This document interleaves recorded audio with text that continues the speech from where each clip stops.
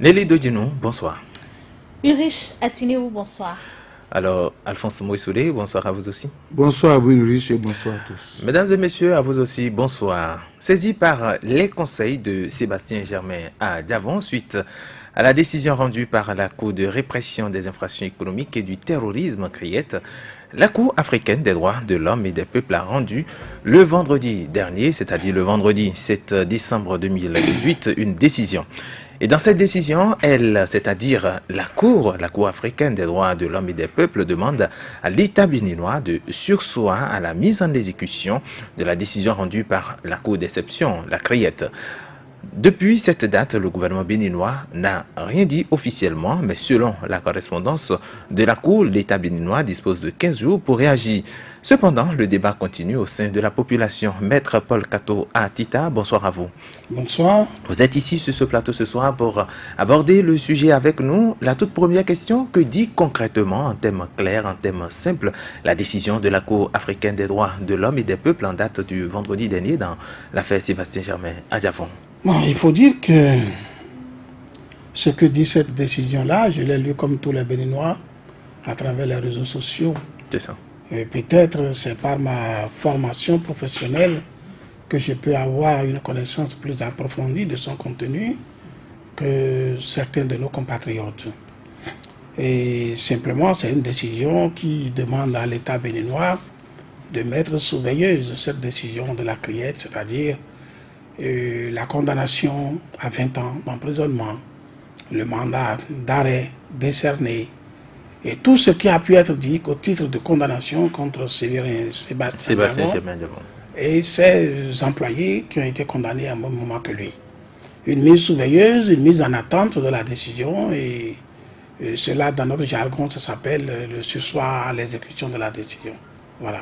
C'est ça. Eh bien, justement, on a demandé à ce qu'on puisse donc suspendre momentanément cette décision, mais jusqu'à quand?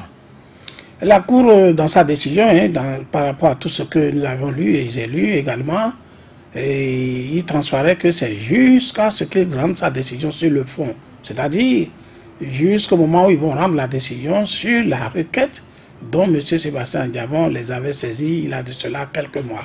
La requête originelle. Alors, la question qui peut se poser également, c'est de savoir comment on peut avoir donc ce sursis à l'exécution. Ce sursis à l'exécution est très simple dans ses effets. C'est que M. Sébastien Diavon devra pouvoir circuler librement sur l'ensemble du territoire national, rentrer au pays, il n'est pas au pays en ce moment, il devra pouvoir rentrer au pays librement, sans être inquiété par l'État béninois, qui que ce soit au nom de l'État béninois, au titre de cette décision-là de la CRIET.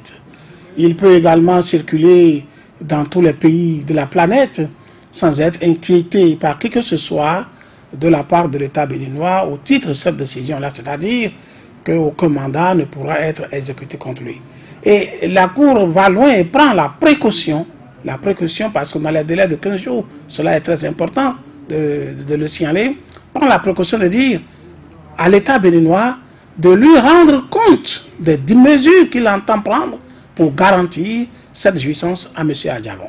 Alors cela est très très important. C'est-à-dire, je l'ai demandé, je vais m'assurer que cela va être le cas.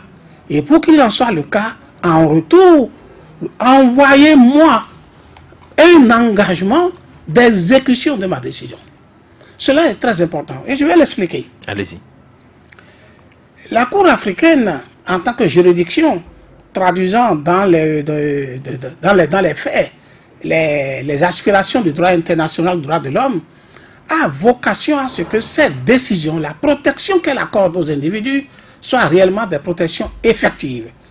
Le droit international du droit de l'homme n'est pas là pour une protection illusoire, n'est pas là pour une protection qui va paraître comme juste quelque chose sur papier. Mais il faut que la protection soit effective. Alors, donc, elle veut s'assurer, la Cour agissant, donc, dans le cadre de ce droit international de l'homme, veut s'assurer que la protection qu'elle est en train d'accorder à M. Diavon en ce moment à titre provisoire va être effective. Ça est très important. Et elle en est arrivée là tout simplement parce qu'elle a constaté tout simplement que l'État du Bénin, à un moment donné, après avoir plaidé, fait tout devant elle, a préféré prendre la voie de la court-circuiter en allant faire prononcer une condamnation par une juridiction nouvellement créée contre la même personne. Donc, elle a vu venir un planning de la contourner. Or, le DIDH, je le répète, lorsque vous maîtrisez bien ce droit nouveau-là, qui n'a que 70 ans, 80 ou plus, puisque c'est en 1948, et hier c'était le 10 décembre. Tout à fait. Donc ça veut faire les 70 ans de la Déclaration universelle, qui est le fondement de ce droit nouveau, le droit de l'homme. Ça c'est important à souligner. Donc, c'est un droit qui veut être effectif et qui n'accepte pas ces manœuvres-là. Ils ont constaté qu'on veut les consécuter et ils ont agi aussitôt. Et c'est pourquoi la partie de la décision qui exige en retour qu'on leur fasse comprendre les mesures à prendre pour garantir l'exécution est très importante. Maître Paul Katouatita, mais vous avez vu les avocats du gouvernement en Tanzanie, à Arusha, lorsqu'ils disaient que l'affaire, les dossiers contre Sébastien Germain Adjavon ne sont pas encore clos. Les dossiers sont toujours pendant devant la justice. Bon, je n'ai pas été à Arusha, je le dis toujours, je ne sais pas ce qui s'est passé là-bas. Les opinions que je donne sont des opinions que je donne sur le fondement de ce droit-là et de ce que je sais de ces manifestations dans la pratique. C'est un droit que les gens ont tendance à banaliser parce qu'on ne voit pas la portée de ça. Mais qui est d'une portée grande portée. Et la Cour vient de nous démontrer un exemple dans cette décision provisoire. Mais elle ne vous dit rien, le droit là ne vous dit rien. La Cour qui est chargée de l'appliquer ne vous dit rien. Mais par une de ces décisions, elle met à néant tout ce que vous aviez fait sur son dos. C'est ça. Et vous disiez elle protège tout individu devant les juridictions répressives, non pas de manière frontale, mais par voie de contournement, et par voie de contournement, si la violation des droits humains, elle le constate, en usant de ce droit, la juridiction des droits de l'homme rend une décision qui met la décision du juge pénal à néant. Il revient à l'État béninois de respecter cette décision. Vous l'avez dit tout à l'heure, le président Sébastien Germain Adjavon peut circuler partout dans le monde désormais avec cette décision de justice. Mais si un État ne reconnaît pas cette décision, ils peuvent, puisqu'il y a un mandat d'arrêt qui est émis à l'encontre de ce dernier, on peut toujours l'arrêter, non? Le DIDH, le droit international des droits de l'homme, a une vocation planétaire.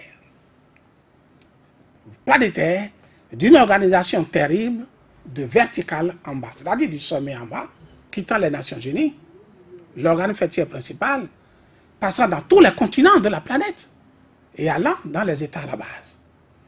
Un État moderne, contemporain, soumis à la Charte des Nations Unies de 1945, reconnaissant la Déclaration universelle des droits de l'homme de 10 décembre 1948, ne peut se soustraire à la décision d'une cour qui agit sous le nom du DIDH. Nelly Dodino, vous voulez poser une question? Je voulais rapidement poser une question. S'il s'avérait que le chef de l'État, comme cela se dit, accordait une grâce présidentielle à Sébastien Germain Adjavon, qu'adviendrait-il de la décision? Ah non. La grâce ne s'accorde que lorsqu'une procédure est terminée, complètement clôturée. Et il n'a plus aucune possibilité de recours. Ce n'est pas le cas aujourd'hui pour M. Sébastien Adjavon. Même au plan national, il a eu un pourvoi en cassation qui n'est pas encore terminé. Donc, on ne peut pas parler de grâce. C'est-à-dire que la procédure est en cours. En cours, pas de grâce. Mais par contre, est-ce que M. Adjavon a intérêt à une grâce? Là se pose la question. Parce que ce serait même anticipé sur une décision de la Cour africaine des droits de l'homme. Parce que je dis, si la décision de la Cour africaine des droits de l'homme venait à lui être favorable, ça dépend des moyens utilisés par cette cour-là. Tout ce qui est fait à la criette tombe et devient zéro. Par voie de contournement. Quand moi je lis sur les réseaux sociaux que cette cour africaine n'est pas dans notre organigramme interne, tout à fait, et ne peut rien contre la chose, mais c'est ne pas connaître les méandres du droit international. Ce n'est pas connaître les méandres de ce processus-là. Et pourtant, ce sont des hommes de droit qui disent ça. Je dis pas contournement, elle met à néant. Mais les gens disent que la procédure pénale, le droit pénal ne peut pas être dissocié radicalement des droits de l'homme. C'est lié. Et les droits de l'homme sont au-dessus de ça. Nelly Dodinou, est-ce qu'on peut déjà dire une première victoire pour Sébastien Germain Adjavon? Bon, victoire, je ne saurais le dire, mais quand même, c'est déjà un pas. Un pas dans un différend qu'il oppose avec l'État béninois. On a suivi la procédure à l'interne et le dossier était devant la Cour africaine des droits de l'homme et c'est juste après que la CRIET a été créée, qui s'est saisie du dossier. Bon, on a déjà fait le débat. Hein, si autrement dit, il y a eu entre-temps vice de procédure. Bon, on peut dire qu'il y a, à un moment, l'État béninois a voulu contourner la décision, peut-être empêcher. Parce qu'avant que la Cour africaine des droits de l'homme ne soit saisie, il faudrait que la procédure à l'interne soit terminée. C'est-à-dire, vous le saisissiez quand la procédure est terminée. Et je pense que c'est avec le certificat de non-appel qu'ils ont pu introduire le dossier au niveau de la Cour africaine des droits de l'homme. Et c'est bien après 2 ans qu'on dit qu'il y a appel. Et puis bon, c'est arrivé ce qui est arrivé, la condamnation est arrivée. Mais moi, je voudrais pencher sur l'implication. Parce que le Bénin a été librement parti à ce protocole de 98 au Burkina Faso.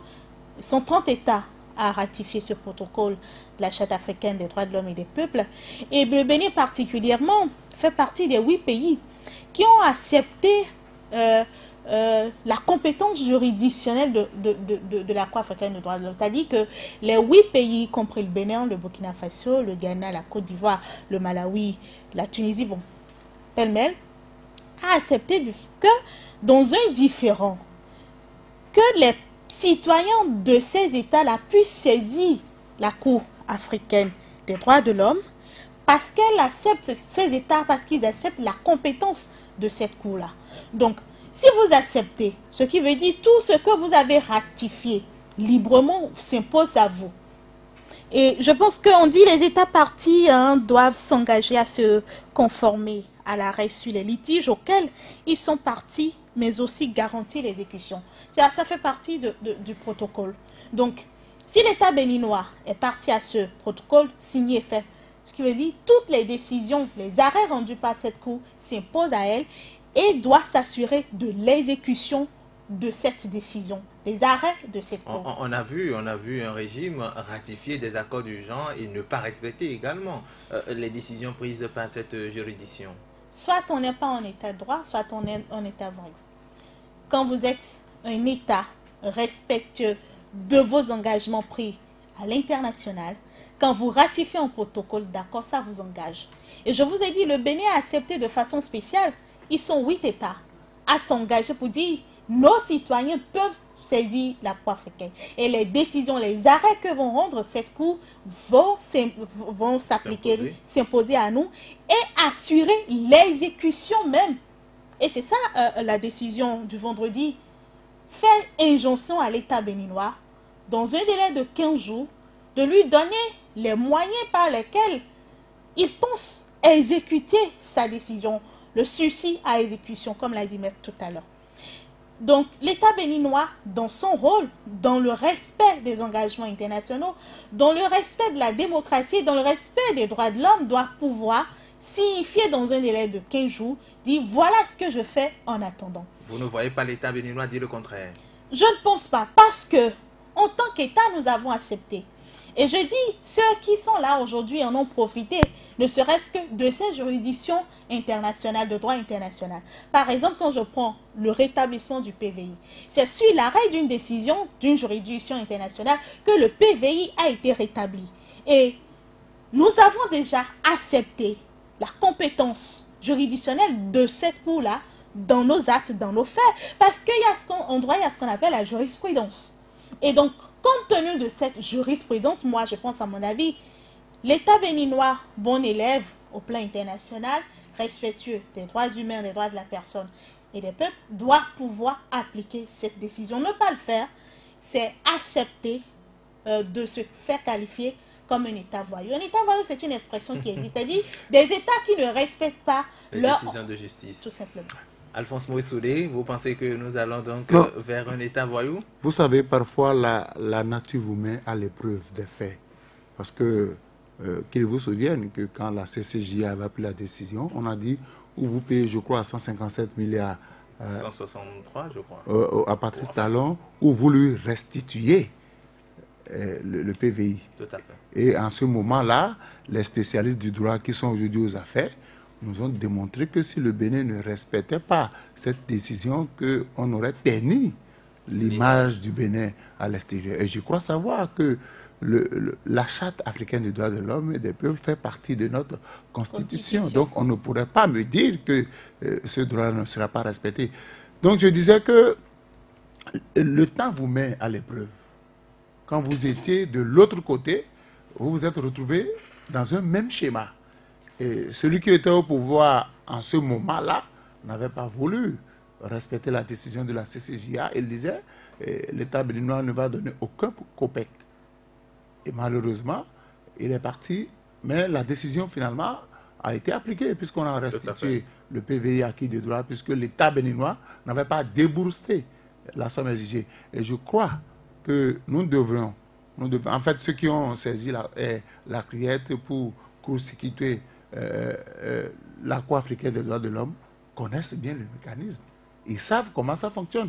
Parce que nous sommes sur un terrain purement juridique et tout chef d'État a dans son sérail des gens qui maîtrisent le droit, des gens qui maîtrisent le labyrinthe du droit. Le droit, c'est une science.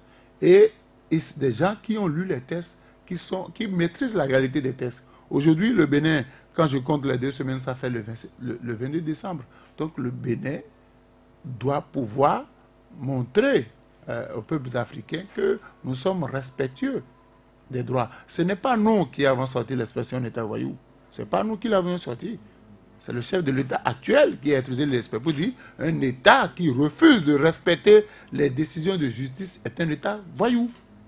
Et nous savons de quel côté se trouvait le chef de l'État quand il le dit. Aujourd'hui, le chef de l'État est au pouvoir. Le chef de l'État, le Patrice Talon est président de la République. Il faut qu'il nous démontre, qu'il démontre au peuple béninois que notre État, nous, n'est pas un État voyou. L'État béninois sait respecter les décisions de justice. Et je voudrais que le chef de l'État ne permette pas aux sachants du droit, ceux qui décident parfois de façon volontaire de tordre le cou au droit. Mais déjà qu'une juridiction internationale nous demande de suspendre une vous décision... savez, je vais vous dire quelque chose. Est-ce que ce n'est pas déjà une manière les sachants du droit qui sont autour du chef de l'État ont entrevu la décision qui sortirait d'Arusha. Oui, d'Arusha. Ils savent à quelle condamnation l'État béninois sera soumis. Et ils ont voulu, comme a dit le maître, ils ont voulu contourner. Ils ont voulu contourner.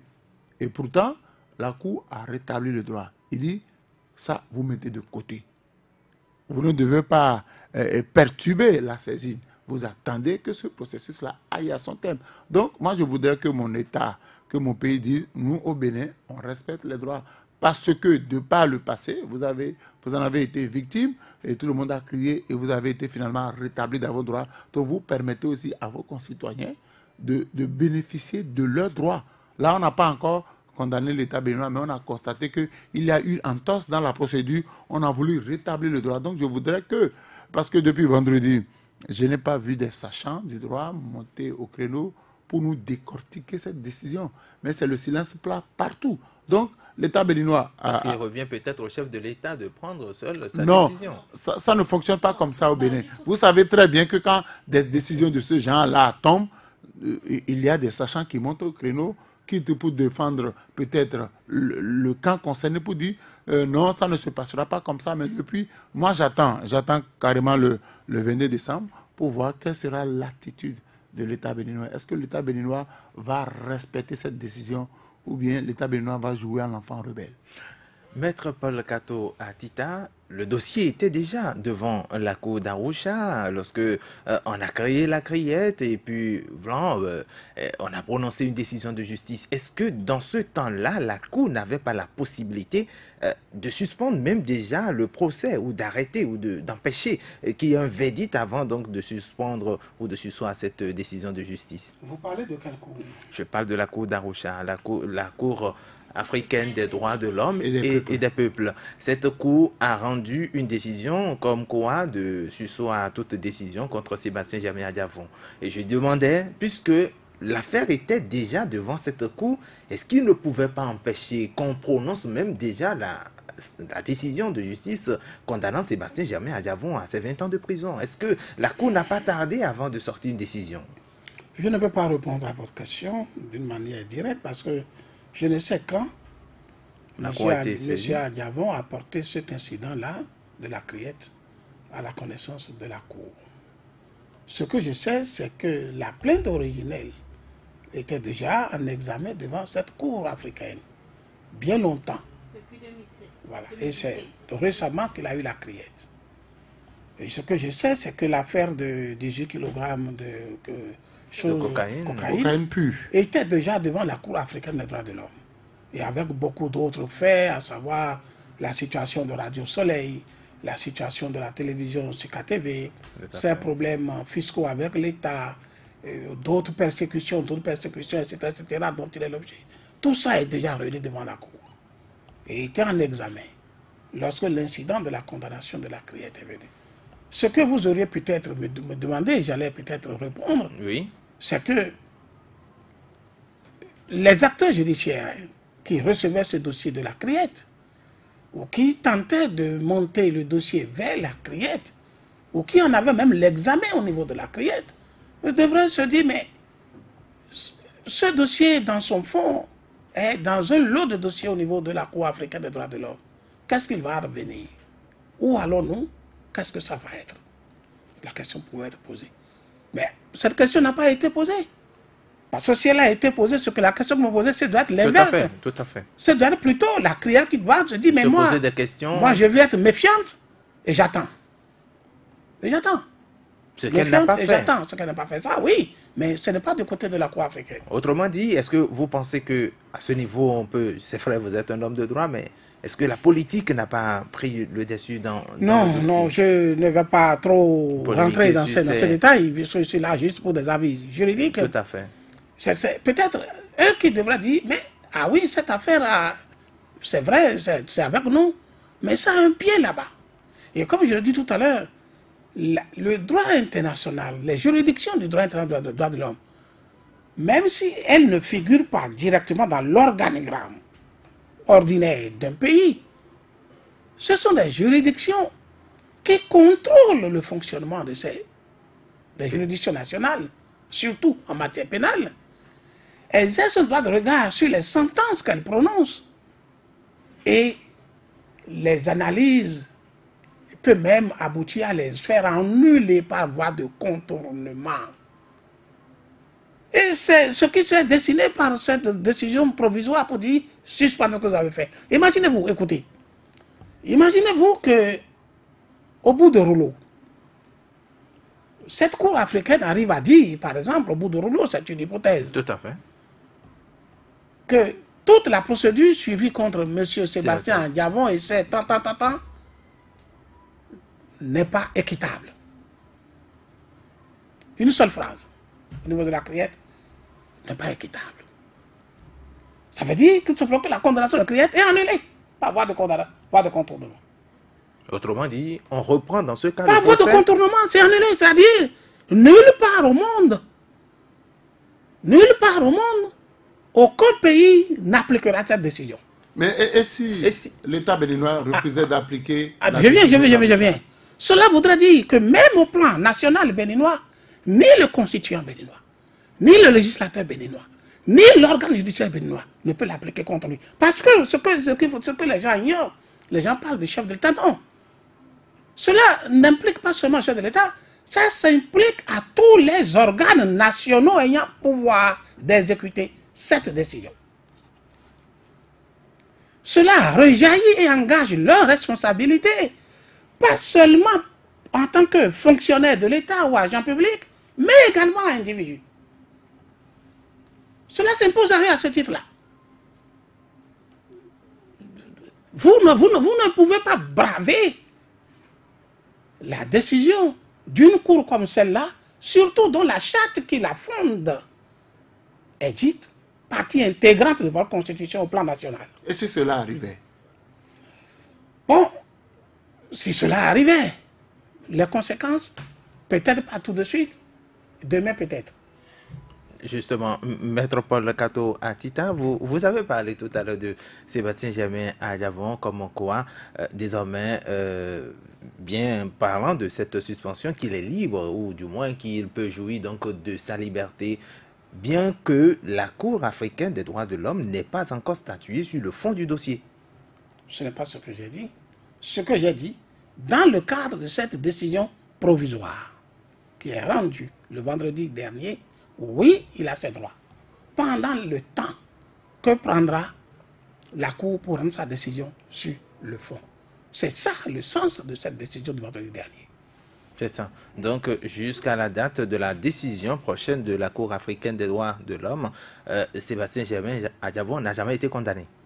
Ce n'est pas qu'il n'a jamais été condamné. Il a été condamné, mais la mesure ne sera pas exécutée. C'est ça l'ordre donné par la Cour. Et la Cour veut s'en assurer que son ordre sera respecté. Et c'est pourquoi elle demande à l'État béninois de lui fournir les dispositions qu'il entend prendre dans ce sens. Et la Cour attend.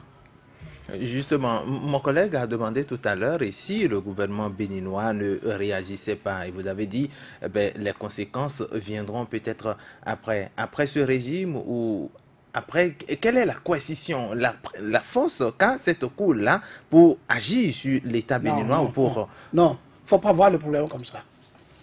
C'est trop élémentaire. Et il ne faut pas voir comme ça. La responsabilité de l'État, d'abord, tout État est tenu de respecter ses engagements internationaux. Et lorsque vous ne les respectez pas, ça implique toute une série de conséquences au plan international. La responsabilité internationale de l'État peut être engagée, mise en cause. Vous ne vous en rendez pas compte souvent, mais les chefs d'État, les ministres, eux autres s'en rendent compte. Les chefs d'État, les ministres, dans leurs voyages, dans leurs entretiens, dans leurs rencontres, ils sont boudés, ils sont mis à la touche. Ils le savent. Ils reviennent furieux. Je n'ai pas été reçu. J'ai été mal reçu. Ce dossier, cet accord que nous avons est gelé. On m'a fait savoir que nous ne respectons pas les droits de l'homme après telle décision. Et ça, ils le vivent. Et il y a d'autres mécanismes. Tout dépend de la portée du contentieux qui a abouti à une décision de justice et de la grandeur des dispositions qui ont été violées au niveau du droit international. Tout dépend de ça. Mais en dehors de ça, ici c'est une cour.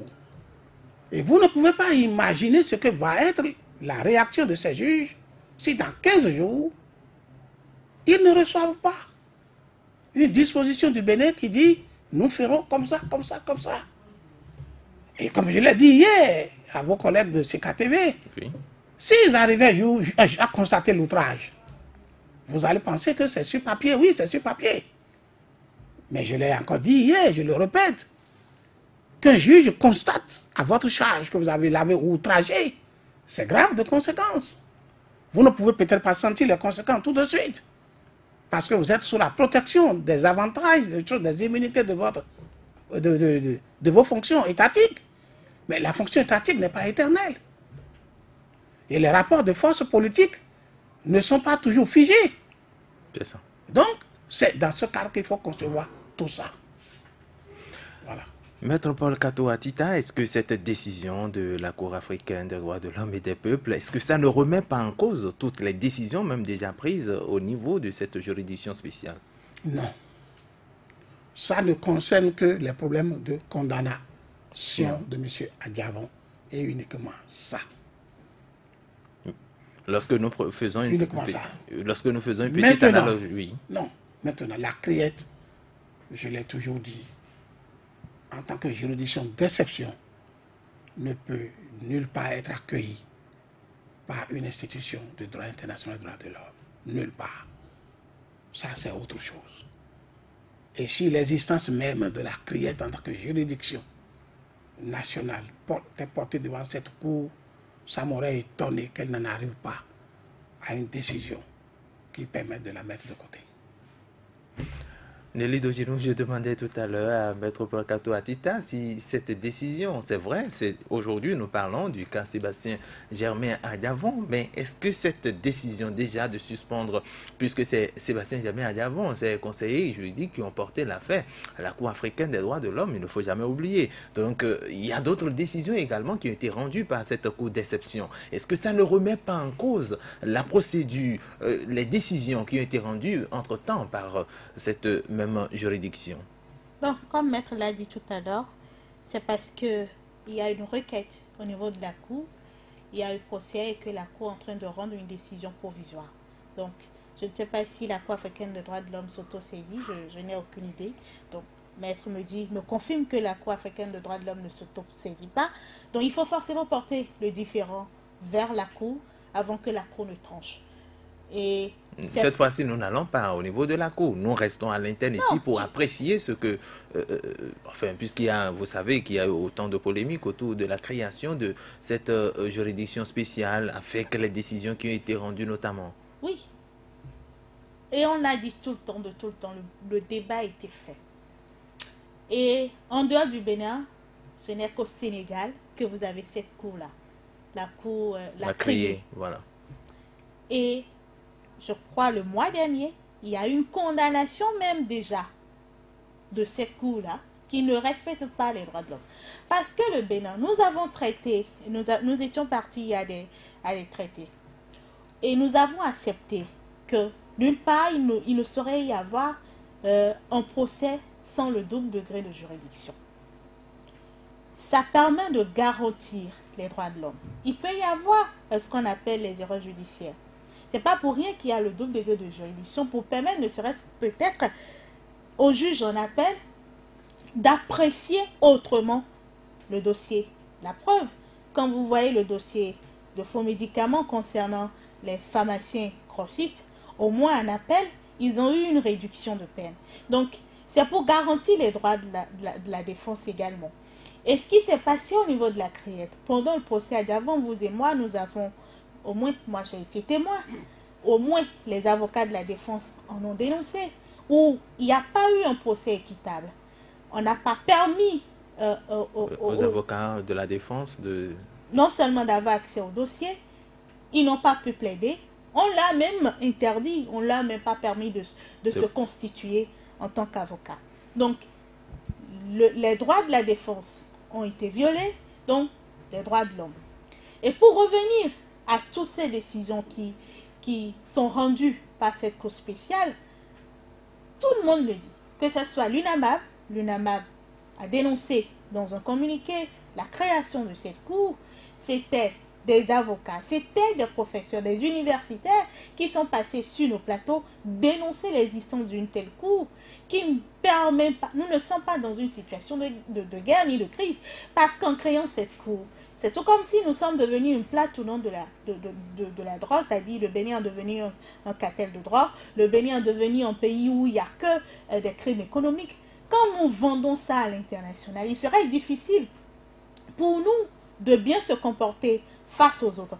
Parce que quand vous donnez l'image, cette image que vous renvoyez aux autres, il ne peut que vous accepter de cette façon.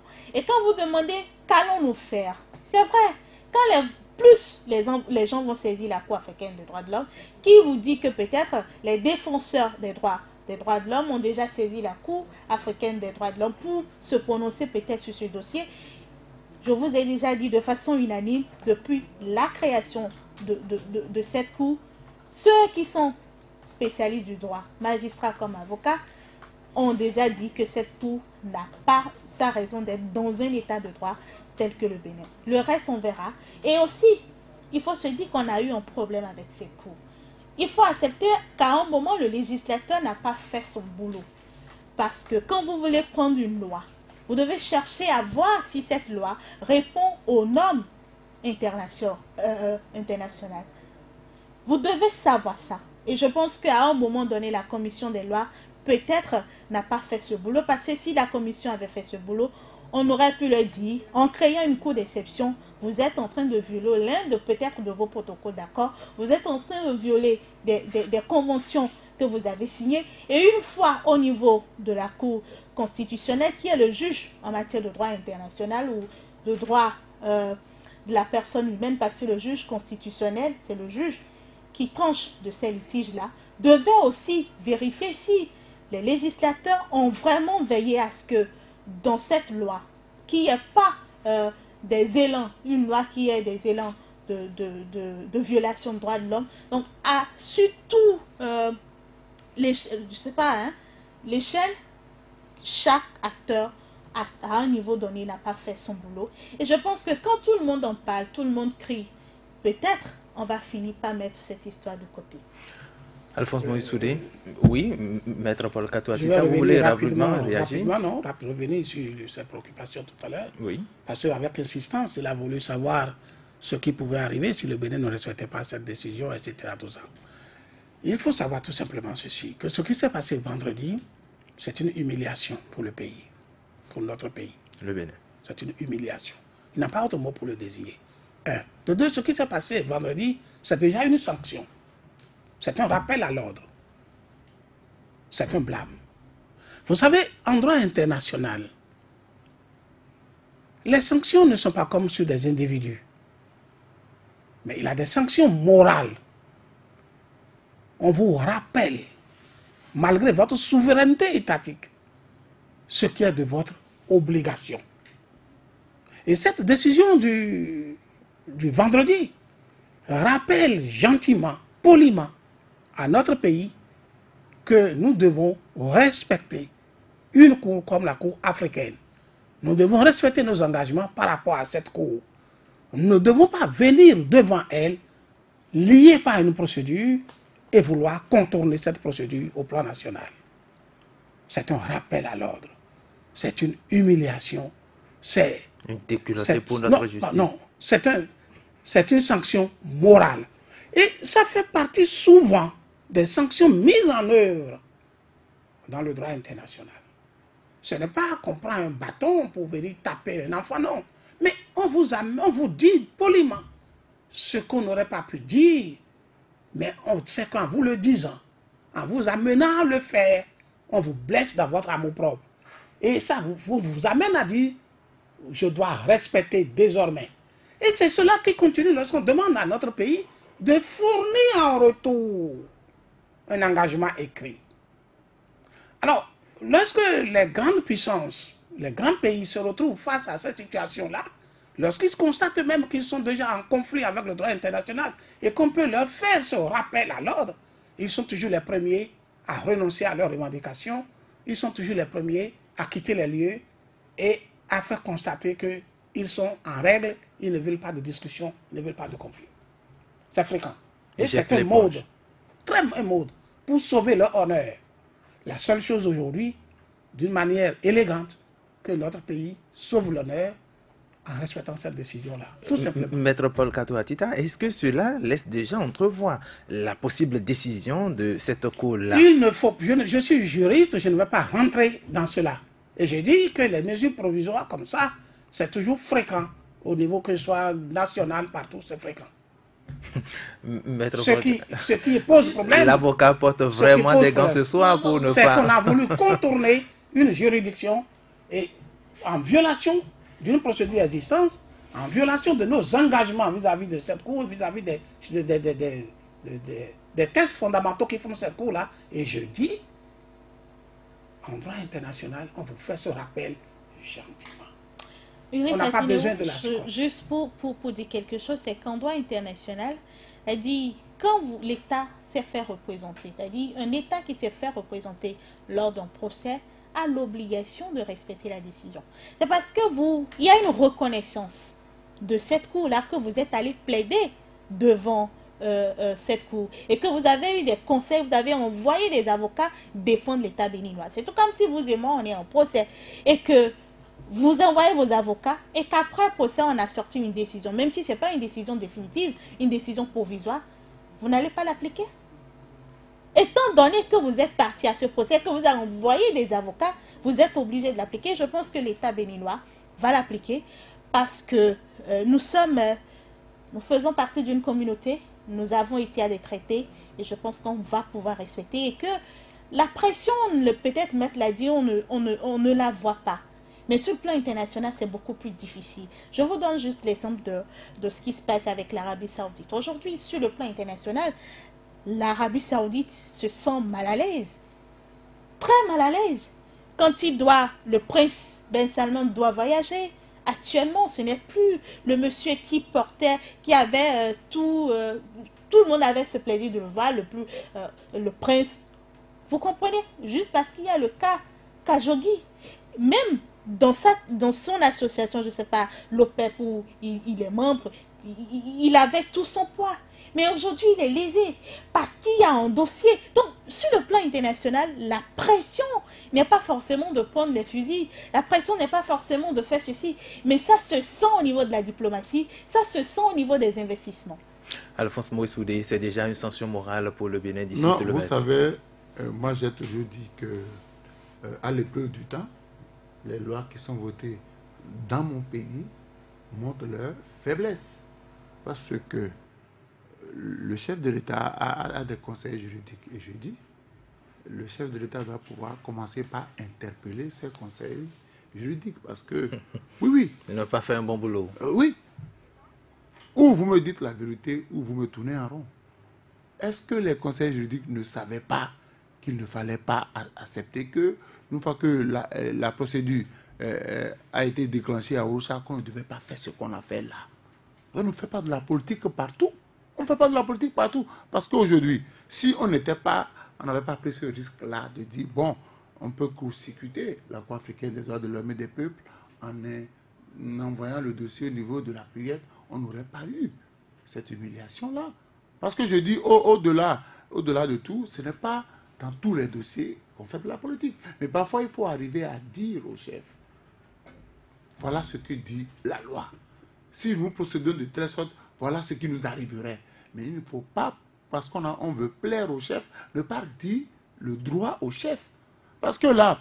C'est-à-dire que ce n'est pas en méconnaissance des tests. Ils connaissent le test, ils connaissent les tests en vigueur. Vous savez, le maître est là, il ne savent pas. Il sait parfois que l'avocat, l'homme de droit, maîtrise la loi, mais il a envie de contourner. Et s'il contourne et que ça va... Surtout quand il y a des intérêts politiques. Oui, s'il contourne et que ça va à son avantage, tant mieux. S'il perd, tant pis, il continue son chemin. Mais il prend le risque de contourner d'abord. Donc quand ça arrive comme ça, je dis, nous devons, je l'ai dit, le Bénin ne doit pas écorcher davantage son image. Le 22 n'est pas loin. On prendra toutes les dispositions. Le Bénin devrait prendre toutes les dispositions pour respecter cette décision-là. Parce que si nous allons à l'international, les gens vont constater que mais, voilà un pays dans lequel on ne respecte pas les décisions de justice. Et je dis que ça se passe comme ça. L'investisseur étranger, l'opérateur économique étranger a du mal à venir s'installer chez vous. Parce qu'il va se dire, si je me retrouve dans ce cas-là précisément, et qu'on prenait cette décision en ma faveur, est-ce que cet État-là pourra respecter cette décision? Par conséquent, quelle garantie ai-je à aller investir dans un pays où on ne respecte pas les engagements, où on ne respecte pas les décisions de justice? Mais l'État béninois ne voudrait pas qu'on pense cela de lui. Donc l'État béninois a le droit, le devoir d'accepter cette décision et on verra la suite. Parce qu'il y a des implications. On a déjà dit, c'est passé sur les réseaux sociaux, tout le monde a dit, on a demandé à la criette, on a demandé de mettre sous boisseau la décision de la criette, qu'on laisse la procédure continuer et qu'on a donné un deadline, 2 semaines, pour dire, je m'engage de façon ferme. C'est pas écrit. Ça veut dire quoi? Que vous déposez un document qu'on peut exhiber à tout moment au cas où vous ne respecteriez pas vos engagements. Donc, ça va beaucoup réfléchir avant de parler. Ça va beaucoup réfléchir avant d'écrire. Parce que c'est un engagement qui va constituer pour nous une épée de Damoclès qui plante sur notre tête. Parce qu'on va nous dire, écoutez, l'État béninois a pris l'engagement. Donc, désormais, l'intéressé doit être en sécurité. Il doit pouvoir aller et venir à sa guise. Tout au moins dans son propre pays. Tout au moins dans son propre pays. Maintenant, on veut avoir engagement-là par écrit. C'est pour dire que on peut utiliser cet engagement-là contre vous à tout moment si l'on constate que vous n'êtes pas en train de respecter ce que vous-même vous avez promis, ce que vous avez pris comme engagement. Donc là, les sachants du droit qui sont autour du chef de l'État doivent pouvoir faire preuve de compétence et savoir que ce n'est pas partout qu'on fait la politique. Il arrive des fois où, quand la loi vous l'impose, vous devez faire preuve, vous devez agir normalement. Alors, Maître Paul Katouatita, on a vu un député dans ce pays. Il a été appelé devant la justice dans une affaire et puis, entre-temps, quand le juge lui a demandé donc de repartir, donc de revenir peut-être après, on a sorti un autre dossier. Lorsque Sébastien Germain Adjavon reviendra au pays, c'est la question que je veux poser, lorsqu'il reviendra par exemple au Bénin avec cette décision, est-ce qu'on ne peut peut-être pas exhiber, peut-être sortir un autre dossier pour toujours est-il le poursuivre? Je vais faire un retour rapidement en arrière. Oui. Sur la portée de cette décision du vendredi d'Arusha. Pour le lecteur de la décision, dans ses motivations, la Cour a motivé cette décision-là en retraçant par chronologie les grandes évolutions de la procédure devant elle, avant d'aboutir à sa décision. Tout simplement, ça veut dire quoi? Elle a sanctionné une fraude.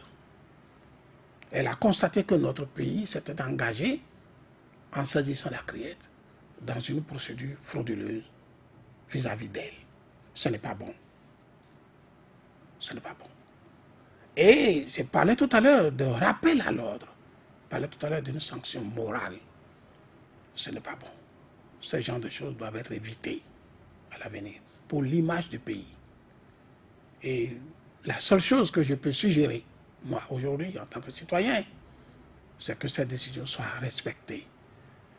Que personne n'amène le pays dans un affrontement avec cette juridiction. Vous avez dit tout à l'heure, dans les grands pays... n'amène dans un affrontement, elle s'impose à nous, dans tous les compartiments de la République, et cela va de l'honneur, du crédit de notre pays. Il faudrait faire... C'est une décision provisoire. La décision, au fond, ça viendra. Donc, ce n'est pas bienséant. Il faut lire les motivations. Qu'un juge relève ça. C'est de la fraude qu'ils ont relevé. Et ils ont sanctionné cette fraude par un rappel à l'ordre. Et nous sommes un pays souverain. Ça dérange. Maintenant, oui, qu'il retourne au pays, tout ça, cela est possible. Mais là n'est pas l'essentiel. L'essentiel est qu'il soit, par rapport à la Cour africaine, qu'il soit sécurisé et qu'il ait le droit de rentrer au pays chez lui. Et que l'État maintenant s'engage à le sécuriser par rapport à ça. Mais attention, c'est des cas très extrêmement sensibles. Pour quelqu'un qui demande la protection d'une juridiction de cette nature. Et je voudrais quand même, pour ça peut-être pour terminer mes idées sur la question, parce que l'heure avance. Tout à fait. Que personne n'induise nos dirigeants dans l'erreur. J'ai dit dans vos locaux ici déjà une fois, que la Cour africaine, quand on prend la liste des juridictions régionales, continentales en matière de droits de l'homme, c'est une juridiction toujours ignorée. Vous ne verrez pas la Cour africaine citée dans des ouvrages, dans cette jurisprudence, on ne la connaît pas. Elle est ignorée. Elle n'est pas encore aguerrie. Et j'ai dit ici qu'il faut faire attention. Parce que une juridiction comme ça, qui commence à prendre de l'ampleur, de l'envol, elle a soif de s'affirmer. Elle ne veut plus qu'on la considère comme une juridiction internationale de second rang. Elle veut aussi qu'on la range dans la catégorie des juridictions comme la Cour européenne des droits de l'homme. Elle veut être une source d'une jurisprudence abondante, intéressante. Elle veut s'affirmer comme une institution véritablement protectrice des droits humains. Alors, si on ne fait pas attention avec une juridiction comme ça, qui est donc dans un élan d'évolution, et qui a soif d'une notoriété qu'elle veut faire comprendre, on peut être surpris par beaucoup de choses. Il ne faut pas aller en affront avec une telle juridiction, qui aujourd'hui, face à des affaires de ce genre, se donnera l'occasion de se faire respecter. Ça, il faut faire attention. Quand on est devant un juge, on analyse également la psychologie du juge. Et il faudrait que nous analysions bien, que notre pays analyse bien la psychologie de cette cour en ce moment, avant de s'engager dans une situation d'affront avec elle. Voilà ce que je voudrais ajouter. Vous l'avez dit tout à l'heure, nous ne sommes pas encore à l'étape de la grâce présidentielle, mais non. Le gouvernement quand même peut dire je jette l'éponge, j'abandonne toute charge contre... Pour que cela arrive, bon, ça c'est autre chose. Pour qu'il en soit ici, parler de grâce, il faut que M. Diavon qui a relevé pour voir, de notre façon pour voir. Mais puisque toutes si les voies de recours ne sont pas épuisées, il ne peut pas en avoir. Ça, la loi est claire dessus sur ça. À moins qu'on ne veuille encore contourner la loi. Mais le gouvernement, c'est son parquet qui a engagé des postures contre Diavon. Le parquet, bon, son parquet a le droit, je ne sais à quel niveau, puisqu'ils en ont fini avec la criette. Je ne sais pas à quel niveau le parquet peut peut-être penser à abandonner la poursuite, je ne sais pas. Et quelle serait la décision des juges, que les juges le diront, je ne sais pas.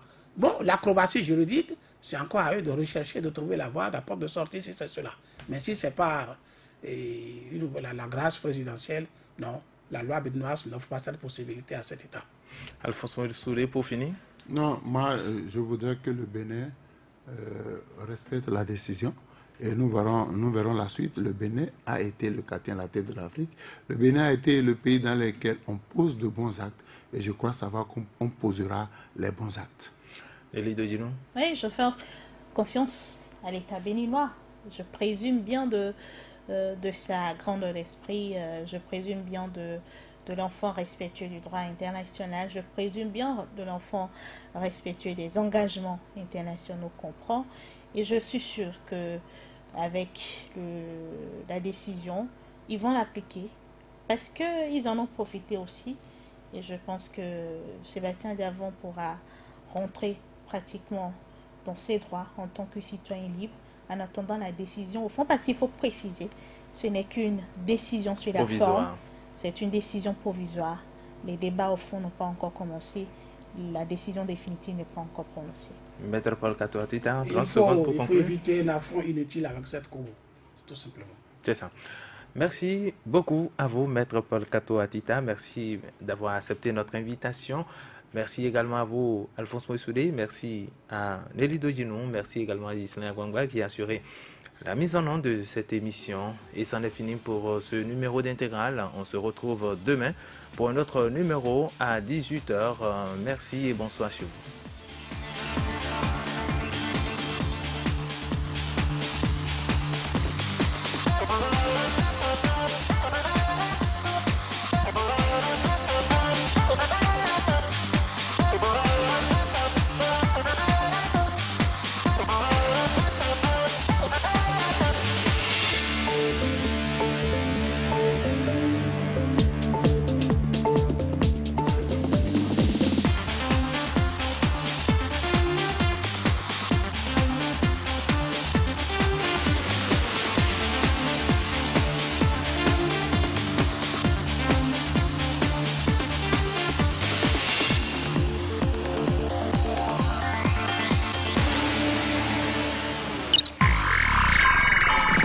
Soleil FM, il est 20h.